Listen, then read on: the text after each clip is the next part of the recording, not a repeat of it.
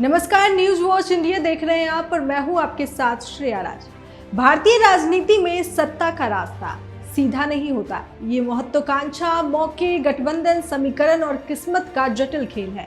मुख्यमंत्री की कुर्सी से प्रधानमंत्री बनने का सपना कई नेताओं ने देखा। कुछ उस शिखर तक पहुंचे तो कई आखिरी मोड़ पर आकर चूक गए। आपको बता दें कि मार्च 2026 की राजनीति में एक बार फिर ये बहस गर्म है। बिहार के दिग्गज नेता नीतीश कुमार, जिन्होंने रिकॉर्ड 10वीं बार मुख्यमंत्री पद की शपथ ली, अब राज्यसभा जाने की चर्चाओं में है। उन्होंने खुद पर छोड़ने की घोषणा नहीं की, लेकिन राजनीतिक गलियारों में अटकलें तेज है। इसी के साथ एक पुराना सवाल फिर उभर आया है, क्या उनका प्रधानमंत्री बनने का सपना हमेशा के लिए अधूरा रह गया? बता दें कि नीतीश कुमार उन नेताओं में से रहे हैं जिन्होंने कई बार प्रधानमंत्री पद की रेस में अपनी मौजूदगी दर्ज कराई। 2013 और 14 में उन्होंने नरेंद्र मोदी के पीएम चेहरे का विरोध करते हुए सेकुलर प्रधानमंत्री की बात की थी। 2023 में जब इंडिया गठबंधन बना तो उसका नाम एक मजबूत दावेदार के रूप में उभरा, लेकिन गठबंधन की अंदरूनी खींचतान और सहमति की कमी ने उस संभावना को खत्म कर दिया। ये कहानी नई नहीं है। भारतीय राजनीति में ऐसे कई उदाहरण हैं जहां नेता प्रधानमंत्री बनने से बस एक कदम दूर रह गए। आपको बता दें कि 1996 का साल इस संदर्भ में सबसे दिलचस्प रहा।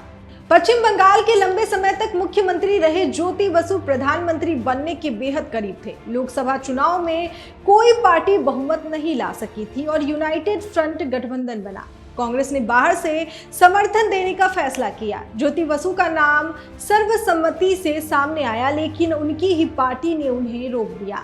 पार्टी के भीतर ये निर्णय लिया गया कि वे केंद्र में सरकार का हिस्सा नहीं बनेंगे। बाद में खुद बसु ने इस फैसले को ऐतिहासिक भूल कहा। ये भारतीय राजनीति की सबसे बड़ी क्या होता अगर वाली घटनाओं में गिनी जाती है। उसी दौर में मुलायम सिंह यादव भी प्रधानमंत्री बनने की दौर में थे। वे पहली बार लोकसभा पहुंचे थे और उनकी पार्टी ने अच्छी संख्या में सीटें जीती थी। उन्हें एक मजबूत उम्मीदवार माना जा रहा था, लेकिन क्षेत्रीय समीकरण आड़े आ गए। लालू प्रसाद यादव और शरद यादव ने उनके नाम का विरोध किया। राजनीति में अक्सर योग्यता से ज्यादा समीकरण काम करते हैं और मुलायम इसका उदाहरण बन गए। वे मुख्यमंत्री नहीं बन पाए, लेकिन देश के रक्षा मंत्री जरूर बने। 1989 में एक और दिलचस्प मोड़ आया। चौधरी देवीलाल को सर्वसम्मति से प्रधानमंत्री चुना गया, लेकिन उन्होंने खुद ही ये पद ठुकरा दिया। उन्होंने कहा कि वे ताऊ ही बने रहना चाहते हैं। ये शायद भारतीय राजनीति का सबसे अनोखा पल था, जब कोई नेता शीर्ष पद खुद छोड़ देता है। बाद में वे उप प्रधानमंत्री बने, लेकिन प्रधानमंत्री बनने का मौका उन्होंने खुद गंवा दिया। इसी दौर में एक और नाम उभरता है, चंद्रबाबू नायडू। उन्हें भारतीय राजनीति का किंग मेकर कहा जाता है। उन्होंने 2 प्रधानमंत्रियों को बनाने में अहम भूमिका निभाई, लेकिन खुद कभी उस दौड़ में नहीं उतरे। ये एक अलग तरह की राजनीति थी, सत्ता के केंद्र में रहकर भी उससे दूरी बनाए रखना। नायडू ने दिखाया कि हर खिलाड़ी राजा बनने की कोशिश नहीं करता, कुछ खेल को नियंत्रित करने में भी संतुष्ट रहते हैं। समय बदला, लेकिन कहानियां नहीं। 2023-24 के दौर में ममता बनर्जी का नाम प्रधानमंत्री पद के लिए उछला। वे एक मजबूत क्षेत्रीय नेता है और इंडिया गठबंधन में उनका कद बड़ा था, लेकिन उन्हें खुद ही कहा कि प्रधानमंत्री का चेहरा चुनाव के बाद तय होगा। दिलचस्प बात यह रही कि उन्होंने मल्लिकार्जुन खड़गे का नाम आगे बढ़ाया। इससे ये साफ हुआ कि राजनीति में कभी कभी पीछे हटना भी रणनीति का हिस्सा होता है। ममता ने हमेशा बंगाल फ्रंट की नीति अपनाई और राष्ट्रीय महत्वाकांक्षा को सीमित रखा। अरविंद केजरीवाल का मामला भी कुछ ऐसा ही है। दिल्ली मॉडल की चर्चा पूरे देश में हुई और कुछ समर्थकों ने उन्हें प्रधानमंत्री पद का उम्मीदवार बनाने की मांग की, लेकिन केजरीवाल ने खुद इस रेस से दूरी बनाई। उन्होंने बार बार कहा कि उनका फोकस दिल्ली पर है। 2024 के चुनाव में सीमित सीटों पर लड़ना और बाद में दिल्ली में हार, इन सब ने उनकी राष्ट्रीय महत्वाकांक्षा को झटका दिया। इन सभी कहानियों में एक समान बात है, प्रधानमंत्री बनना सिर्फ लोकप्रियता या अनुभव का सवाल नहीं है।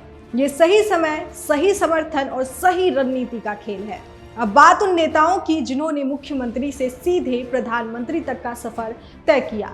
नरेंद्र मोदी इसका सबसे बड़ा उदाहरण है। गुजरात के मुख्यमंत्री के रूप में उन्होंने अपने लिए एक मजबूत छवि बनाई, गुजरात मॉडल को राष्ट्रीय स्तर पर पेश किया और 2014 में भारी बहुमत के साथ प्रधानमंत्री बने। ये एक सीधी छलांग थी, राज्य की राजनीति से सीधे देश की सत्ता तक।